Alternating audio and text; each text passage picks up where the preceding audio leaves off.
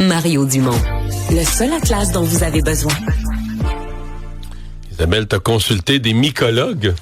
C'est la faune, la flore et tout ce qui touche à la nature m'interpelle, particulièrement quand on peut l'associer à des séries que l'on regarde de science-fiction. The Last of Us, c'est l'une des séries les plus regardées. C'est la saison 2 qui vient d'aboutir sur la plateforme Crave, donc un épisode par semaine.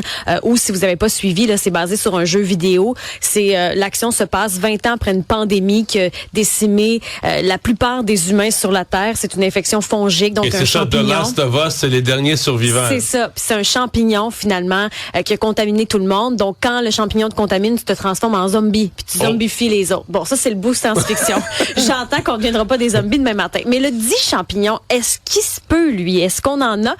J'ai posé la question à plusieurs, dont Mathias Rochelot-Duplain, qui travaille pour l'OSBL Mycosphera, qui sert à la reconnaissance des champignons officiels au Canada, le volet éducatif, parce que les champignons, c'est peu étudié, puis on sait peu de choses. Mais lui me dit, oui, le cordyceps, le fameux champignon de Last of Us, existe. C'est un nom latin. Tous les champignons portent des noms latins. Et voici pourquoi. Et pourquoi ils se sont basés sur ces champignons-là, c'est qu'ils sont reconnus pour manipuler les insectes et finalement de les rendre zombies. Une espèce en particulier qui est un Ophiocordyceps unilateralis, parasite les fourmis puis contrôle en fait la fourmi pendant qu'elle est théoriquement décédée. Et donc c'est de ce phénomène de zombification que la série s'est inspirée pour l'appliquer aux humains. C'est quand même une thématique très intéressante, mais avant qu'on s'inquiète à savoir si les champignons pourraient contrôler les humains, il y a beaucoup de chemin à faire. J'espère. C'est ça.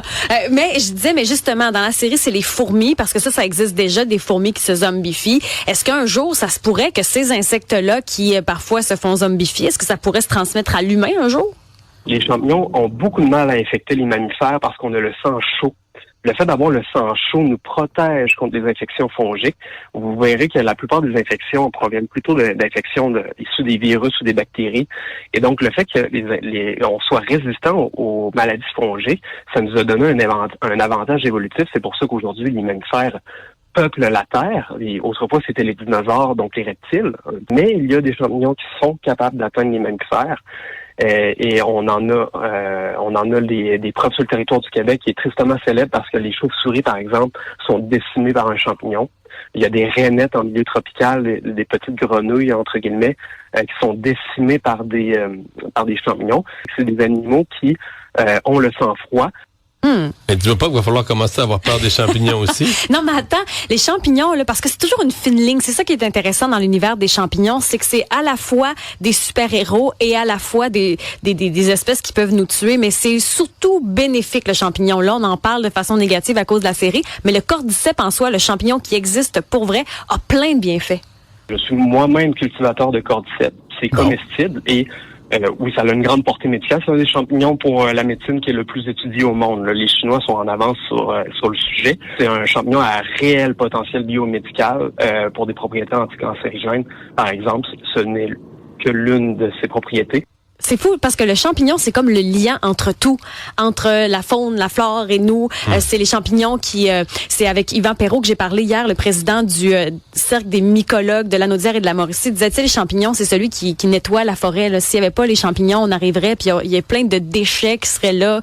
Ils servent à purifier finalement la forêt. C'est des grands alliés, mais on les connaît très peu. Bref, c'est fascinant, mais sachez qu'on se transformera pas en zombie demain matin. Mais je veux remercier quand même ceux et celles qui ont donné du temps. Hier, là, Mathias Rochelot, c'est franchement impressionnant les recherches qu'ils font présentement pour essayer de reconnaître parce qu'on en parle très peu. Bref, ça me rassure un peu, mais il faut faire attention. Et que de la série Last of Us, tu t'es... Oui, je suis arrivée là. glissé vers les champignons. Oui, mais donc, ça existe pour vrai. Le bout science existe dans fiction. Il y a une base scientifique, ouais, avec un peu de fiction pour agrémenter le tout. Bilan des pannes, Alexandre? Ben, ça s'améliore un petit peu là, à la suite du passage de ces orages et ces vents violents sur le Québec. 88 000 clients sont toujours privés d'électricité ce matin. La région la plus touchée, c'est les Laurentides avec 21 900. La Montérégie également, plus de 16 000, plus de 12 000 à Laval, 11 000 en Outaouais, 11 000 à Montréal également et 4 300 dans la Naudière. Au plus fort de la panne, là, c'était plus de 144 000 clients qui étaient privés de courant. On nous dit du côté de chez Hydro-Québec qu'il y a plus de 500 équipes qui travaillent à pied d'œuvre. Et là, au fur et à mesure qu'on règle des pannes, on va déplacer les équipes vers les régions qui sont les plus touchées. Est-ce qu'on a pu rouvrir la 19, l'autoroute 19? Non, c'est toujours fermé et ça le restera là une bonne partie de la journée. Ah, ouais. Une heure de pointe là, qui est plus difficile ce matin en raison de la fermeture de l'autoroute 19 entre l'autoroute 440 et le boulevard Saint-Martin-Est à Laval. Pourquoi? Ben, c'est en raison, imaginez, d'un pylône électrique qui est tombé vers 22 heures sur la chaussée, possiblement là, en raison de ces forts vents, ces orages hier. Et il y a eu le début d'un incendie. Alors ça a forcé la fermeture de cet important axe routier. On parle de fermeture partielle dans les deux directions toute la journée. Et l'hôpital Maisonneuve-Rosemont a-t-il repris toutes ses activités normales? Parce que ça n'a pas été facile hier soir. Non, pendant à peu près là une heure et quart hier, là, l'hôpital Maisonneuve-Rosemont aussi a subi les contre-coups là, de ce temps violent-là. On parle d'une panne de courant généralisée hier, de vitres cassées également. Ouais, j'ai vu des photos, là, carrément des vitres dans les chambres d'hôpital, oui. des vitres qui ont été fracassées. Ouais, on nous rapporte également que du personnel soignant aurait pu être blessé également. On rapporte des infiltrations d'eau également. Et quand on recoupe certaines informations, parce que c'est important, le bloc opératoire n'était plus fonctionnel à un certain moment. Il y a des patients qui auraient été transférés au département des soins intensifs. Et quand je vous dis qu'on recoupe certaines informations, notamment dans la presse ce matin, on a la déclaration d'un docteur qui était justement hier sur place, un orthopédiste, le docteur Patrick Wang, qui lui venait de terminer une opération qui avait duré 10 heures. La patiente là était atteinte d'un cancer et lui, ce qu'il racontait, c'est que tout était devenu complètement noir. La patiente était en salle de réveil à ce moment-là.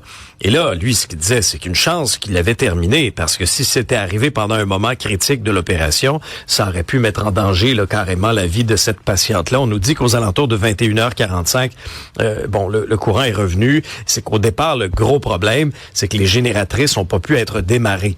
Alors, quand ça a commencé vers 20h30, tu comprends qu'à un moment donné, quand les génératrices ne sont pas démarrées à l'intérieur d'un établissement comme ça, ça cause bien des soucis. Et dans un quartier voisin, dans Huntsic, il y a un jeune homme un adolescent qui a été écrasé par un arbre. On a des nouvelles? Un adolescent de 15 ans qui s'est retrouvé coincé sous cet arbre-là sur Grande Allée vers 20h. On craint toujours pour sa vie selon les informations d'Urgence Santé. C'est quand même là quelque chose... il y a des scènes lorsqu'il y a des vents violents comme ça. On voit souvent des arbres, des branches. Et dans ce cas-ci, on craint pour la vie d'un ado. Les Canadiens jouent ce soir. Canadien joue ce soir, joue sa saison dans ce match numéro 5 à Washington. Le Canadien fait face à l'élimination et juste avant de s'envoler hier vers Washington, le Canadien qui s'est entraîné à Brossard. Patrick Laine était sur la glace avec ses coéquipiers, lui qui était incommodé par une blessure à la main.